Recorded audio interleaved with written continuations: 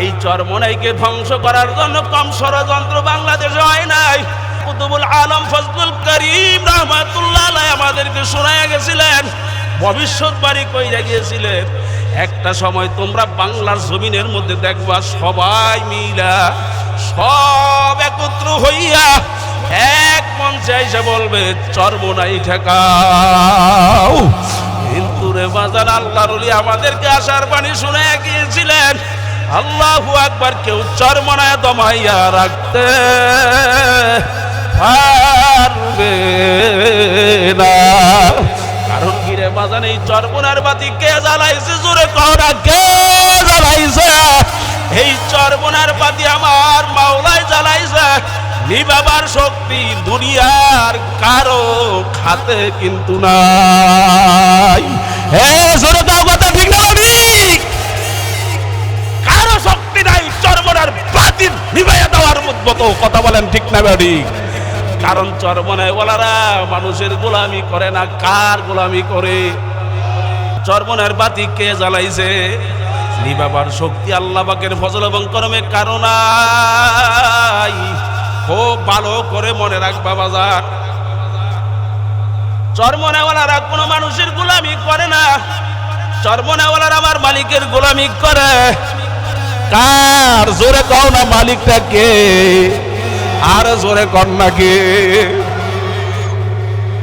আল্লাহর কুতুব বলছিলেন, এই বান্দা বান্দি আল্লাহ তৈরি করছেন, এই বান্দা বান্দি যখন মালিকের পথে তোমরা ডাকবা সারা না দিয়া থাকতে পারবে না। আর যদি নিজের দিকে ডাকো সারা তো দিবেই না, উল্টা জোতার বাড়ি খাবা। এটা কালো মানিকের কথা, এটা কালো মানিকের কথা। এ কবরের যাত্রীরা কি নিয়ে কবরে রওনা করলেন? মরণ কেমন হবে চিন্তা করেন, কবরের জিন্দেগানি কেমন হবে চিন্তা করে। মুসা নবী আলাইহিস সালাতু ওয়াস সালাম বাজান আমার মালিকের কাছে দোয়া করছে, মালিক আপনি আমাকে আল্লাহু আকবার আল্লাহু আকবার আমার কবরটা বাইতুল মুকাদ্দিসের পাশে করিয়েন, আমার কবর যেন মসজিদের পাশে হয়ে যায়। কারণ আমার কবর যদি মসজিদের পাশে হয়, কারণ কি ওই মসজিদে আকসা, আল্লাহু আকবার, আল্লাহ রাব্বুল আলামিন আকসা মসজিদ সম্পর্কে কোরআনুল কারীমের ভিতরে বলছেন বারাকনা হাওলাহু, আল্লাহ রাব্বুল আলামিন ওই জায়গাকে বরকতময় করছেন। জোরে কোন সুবহানাল্লাহ। ভালো মানুষের কবরের সঙ্গে কবর হওয়ার মধ্যে লাভ আছে। দারুল দেওবন্দ মাদ্রাসা হুজ্জাতুল ইসলাম কাসেম নানুতুবি রহমাতুল্লাহি আলাইহি দারুল দেওবন্দ মাদ্রাসা প্রতিষ্ঠা কইরা গেলেন। বাজান উনি একদিন আলোচনা করতেছে ভালো মানুষের কবরের সঙ্গে কবর হইল লাভ আছে। খাদেম ডাক দিয়া বলতেছে, কি বললেন? ভালো মানুষের কবরের সঙ্গে কবর হইলে কি লাভ হবে আমল যদি না থাকে? আল্লাহর ওলি কাসেম নানুতুবি রহমাতুল্লাহি আলাইহি ডাক দিয়া বলতেছেন, খাদেম তুমি আমাকে কি দিয়া বাতাস করতেছো? বলে আমি তালের পাংখা দিয়া বাতাস করতেছি। বলে তুমি আমার গায়ে বাতাস করো, আশেপাশে যারা বসা তাদের গায়ে লাগে না? লাগে না। বলে হ্যাঁ তাদের গায়েও তো লাগে। বলে তাদের গায়ে লাগে দুনিয়ার বাতাস। ভালো মানুষের কবরের সঙ্গে যদি কবর হইয়া যায়, একজন হাফেজে কোরআনের কবরের পাশে যদি তোমার কবর হইয়া যায়, একজন আল্লাহর ওলির কবরের পাশে যদি তোমার কবর হইয়া যায়, আল্লাহু আকবার, তুমি কি মালিকের জান্নাতের বাতাসের এত কমজোর মনে করলা? একজন আল্লাহর ওলির কবরের পাশে কবর, আল্লাহর ওলির কবরের মধ্যে বাতাস ঢুকবে, জান্নাতের হাওয়া ঢুকতে থাকবে, আর ওই তার পাশের কবরে জাহান্নামের আগুন ঢুকবে, বাতাস ঢুকবে না। কি মনে করছো তুমি? জোরে কোন সুবহানাল্লাহ। হুজ্জাতুল ইসলাম কাসেম নানুতুবি রহমাতুল্লাহি আলাইহি বাজান ভালো কবর হওয়ার জন্য চিন্তা করতেন। আল্লাহর ওলিদের জীবনী পড়লে দেখবেন, আল্লামা আযুল রহমাতুল্লাহ আলাইহির জীবনী পড়লে দেখবেন পাওয়া যায় উনি শেষ রাত্রে উইঠা বাচ্চা মানুষের মতো কান্না করতেন আর বলতেন, ও আমার মালিক, আমার মালিক আমার মরণটা মদিনায় কবুল কইরা রয়ে। একজন উস্তাদ একদিন ডাক দিয়া বলে, হুজুর আপনি মদিনার জন্য দোয়া করেন, মদিনায় যেন আপনার মরণ হয়। যদি মদিনার বাহিরে মরণ হয় তাহলে কি লাভ হবে?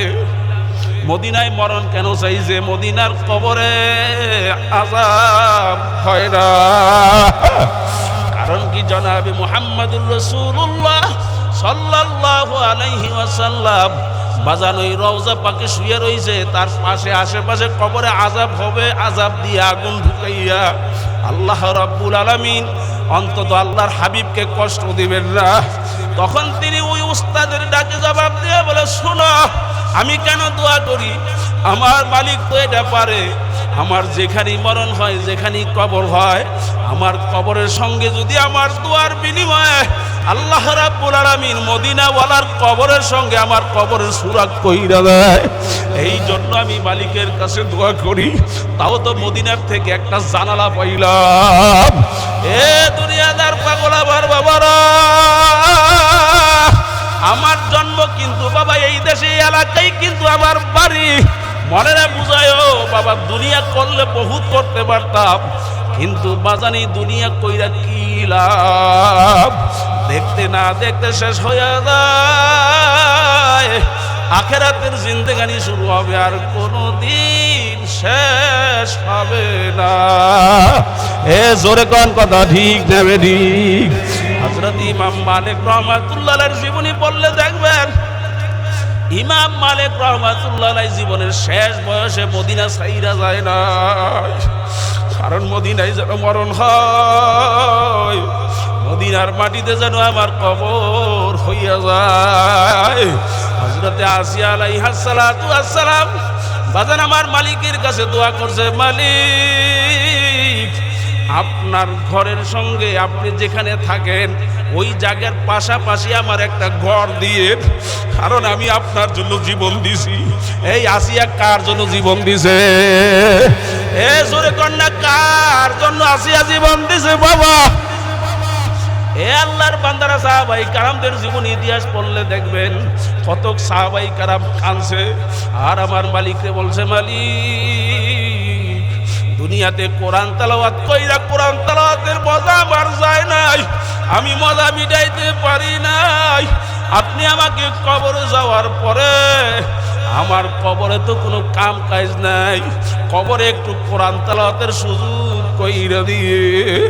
হে আল্লাহর বান্দারা এইভাবে কান্নাকাটি করছে আমার মালিকের কাছে, কারণ তারা আলমে বরজক আলেম আখেরাতকে সুন্দর করার জন্য মেহনত করছে, চিন্তা ফিকির করছে। এই দুনিয়ার ফেরেবে পইরা বাজান আখেরাতকে ভুলছ।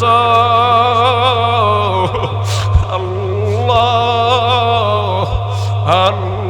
আল্লাহ। বাজান যখন মাটি দিল, কবর যখন ভাইঙ্গা গেল, ভাইঙ্গা যাওয়ার পরে তাকাইয়া দেখে আল্লাহু আকবার, আল্লাহু আকবার, আলো বের হইতে আছে, ব্যতিক্রম আলো। তাকাইয়া দেখে সাহাবী কবরের মধ্যে কোরআন তেলাওয়াত করতে আছে। এ দুনিয়াদার পাগল আমার বাবারা, কত সাহাবায়ে কেরামদের জীবনের মধ্যে পাওয়া যায়, ওরা আমার মালিকের কাছে কাঁদছে আর বলছে, মালিক আরে দুনিয়ার মধ্যে সেজদা দিয়া আমি সেজদার মজা নিতে পারি নাই, মজা মিটাইতে পারি নাই, সেজদা দিয়ে আমার স্বাদ মিটে নাই। ওই কবরে যাওয়ার পরে তো আমার কোনো কাম কাজ নাই মালিক, ওই কবরে যাওয়ার পরে আমাকে নামাজ পড়ার সুযোগ কইরে দিয়েন।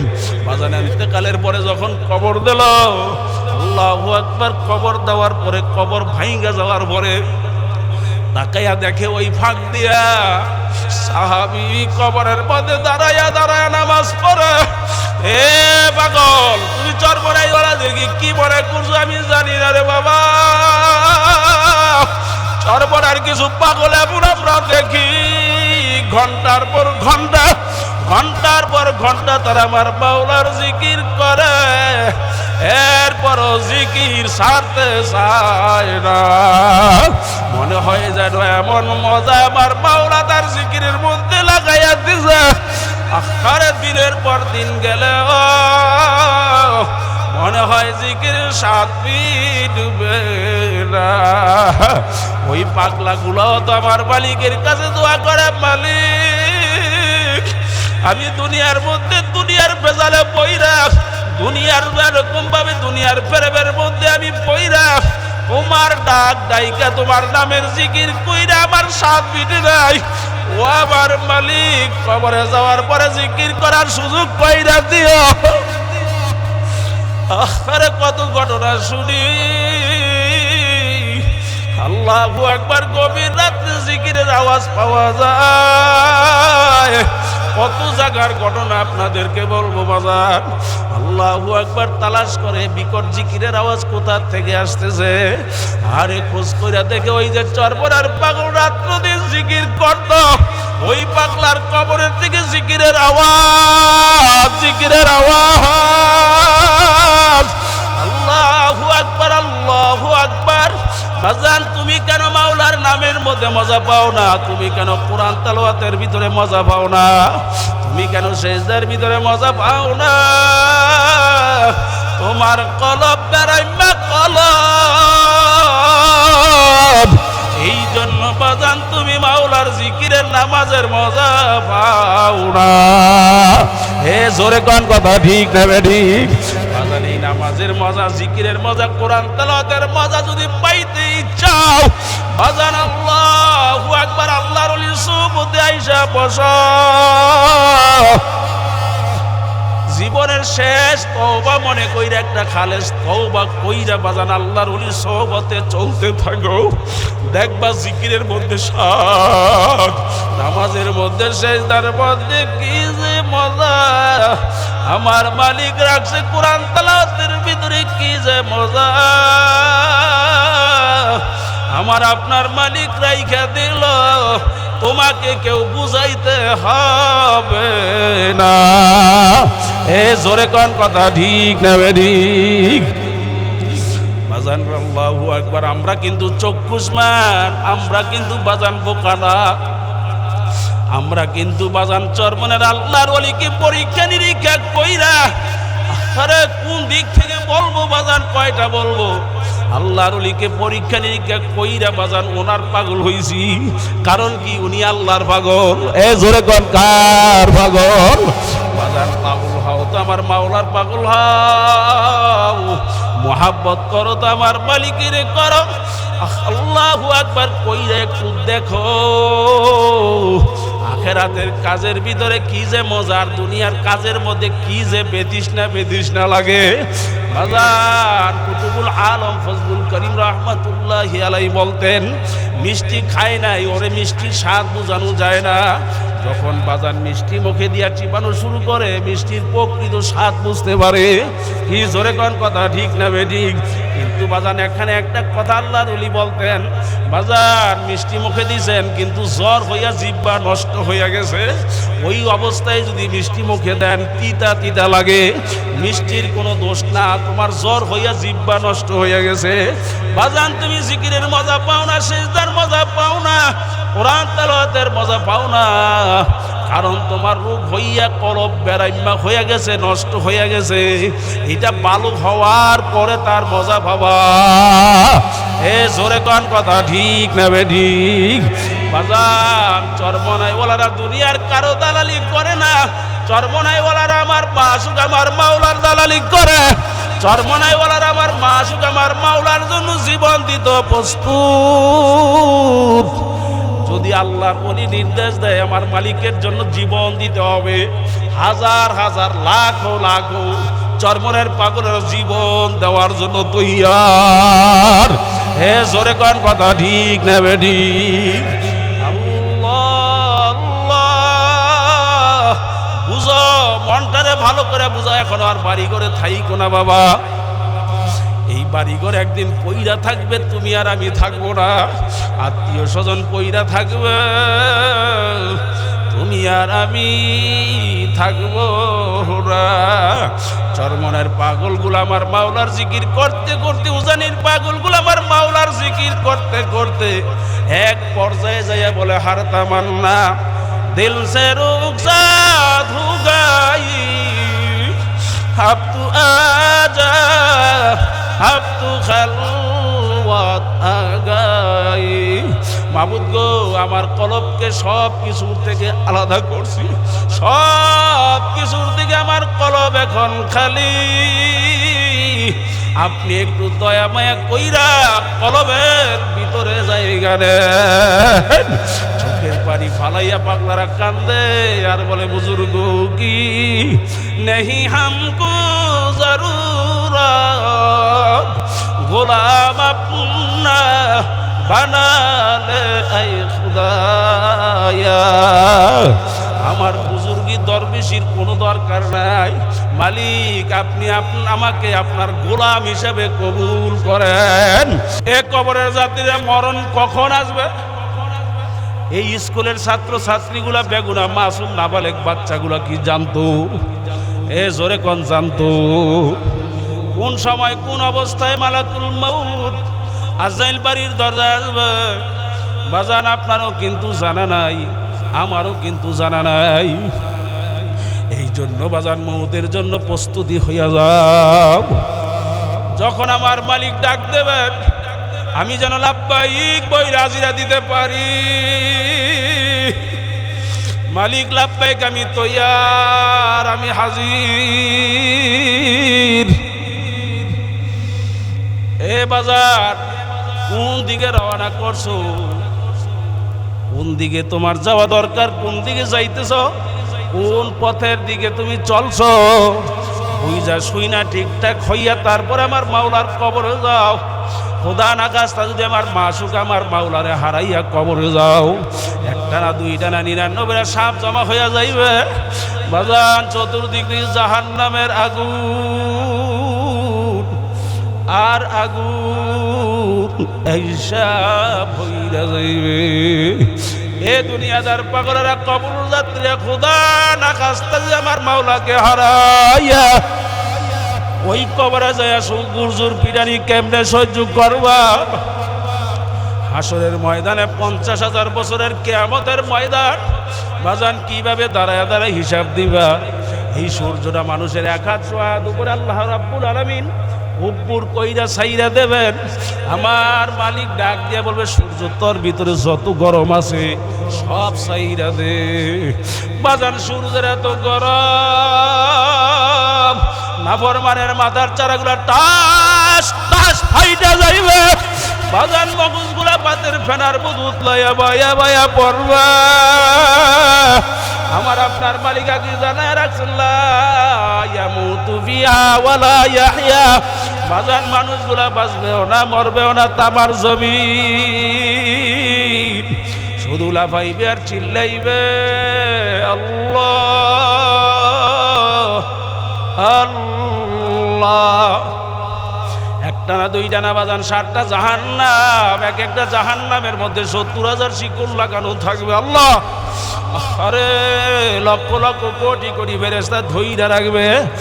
এরপরে বাজান জাহান্নাম গুরিম গুরিম ডাক মারতে থাকবে। বাজান ওই আসরের ময়দানের দিকে লাফায় লাফায় আসতে থাকবে। তোমার আমার দয়ার নবী মায়ার নবী